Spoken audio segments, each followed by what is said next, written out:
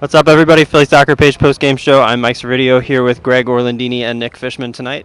Union win 3-1 over the Chicago Fire from goals from Ilsinho, Corey Burke, and Borek Doshkal.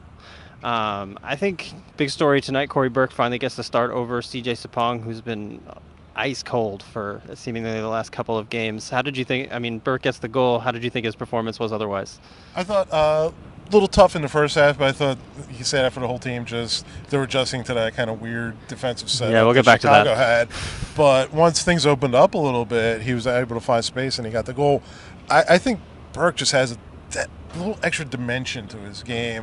He can play with the ball at his feet better than CJ can, and he'll kind of put his head down and run at a defense. So I think he just gives you that little something different. Yeah, I think the only knock you might have on him tonight is he was just a fraction behind bringing other players into the game. Kind of maybe had a chance to play in a calm once.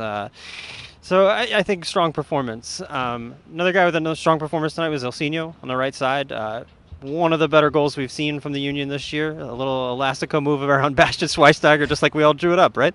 Yeah, I think we all expected Ilsinho to embarrass a soccer legend in this game. So the Union had a little, well, not even a little. They had no creativity going forward in the first 45 minutes. In the 45th minute, out of nothing, Ilsinho kind of creates that moment of magic, and then they kind of continued with that creativity for the opening 15 minutes of the second half, got that second goal, and it wasn't until they kind of settled down that Chicago entered this game again. So without Ilsinho doing what he does, which is just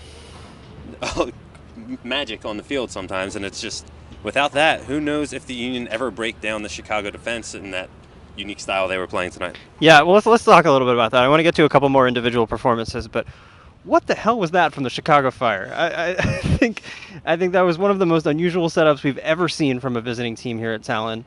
It seemed to be a man-to-man defense with a sweeper-stopper kind of thing. Schweinsteiger playing quarterback with 60-yard balls.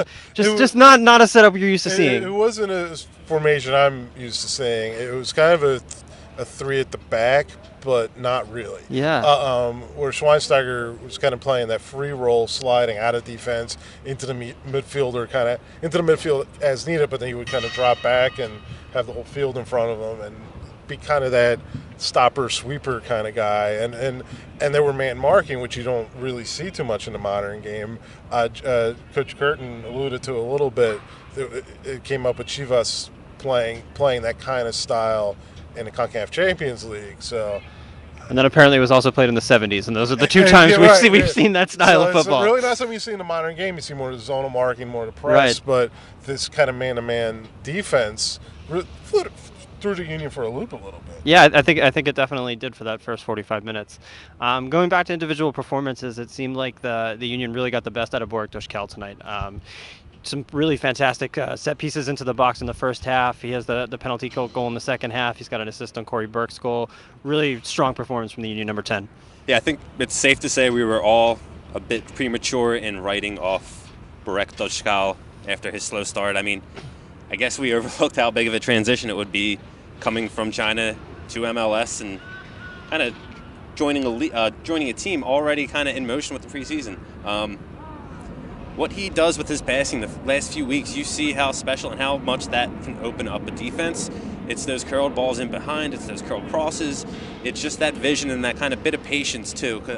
Early in the season, they didn't really have that patience going forward, and it felt like Doshkal himself was pressing a little bit too much. Now they're a relaxed and creative side in attack, and it's all kind of because of that number 10 performance from Doshkal. Going to the other side of things, a guy that probably did not have another strong performance is David Accam, and you might have used a surprise starter with Fafa Picault missing out through illness late, so he gets the go from the off against his former team, and you think that maybe this is a game where he's really trying to show what he can do on the field. And again, it's just another game where he doesn't really get going. He had the chance late in the second half. That's really the only chance he had going forward. I mean, he has to be frustrated as a player. I'm sure the coaching staff are just looking for solutions right now for this guy, and I'm not sure what the answer is. and before we kind of went start recording, he said it's not like he's in a situation where he's having these games, he's knocking on the door, but he's just falling short. He's just goes through these long stretches where he's just not involved in the game, and at some point, I mean, Fafa came up with like a late illness, so Accam was pressed in, but you just can't imagine right now that he's really in the Union's plans with how well Fafa has been playing kind of as a second provider out there out on the left and getting other guys involved. And Epps has had some really strong performances. I don't know how you can justify playing Accam when you have these other guys playing as well as they are. Yeah. I think that's the question I want to end this on is where exactly is David Accam in the winger depth chart at this point? It's low. Honestly, I would say he's probably 5th choice off the bench now. After tonight, you have Fafa and Epps have to be ahead of him. You have Elsinho has to be ahead of him. They're producing on the field. And then the question is, when Sapong or Burke are starting, is the other choice also ahead of Accam? There's not a lot that he's shown on the field that, as the Union are pressing for a playoff spot now, it's not like they can just give him time and more games and just any more opportunity than they've already given him to find his stride. Maybe in the U.S. Open Cup, they can give him time and just let him go against a bad opponent, and maybe he can right the ship against them. But against MLS teams like Atlanta and Toronto, Curtin can't go with him. He's at the bottom of the depth chart, it's safe to say. Yep. All right, I think we'll wrap up there. Union next in action on Saturday when they travel to Atlanta to take on Atlanta FC. Back home here for 2 games next week, U.S. Open Cup game against Richmond Kickers on Tuesday, and then at home again on Friday evening against Toronto FC. You'll be here for those?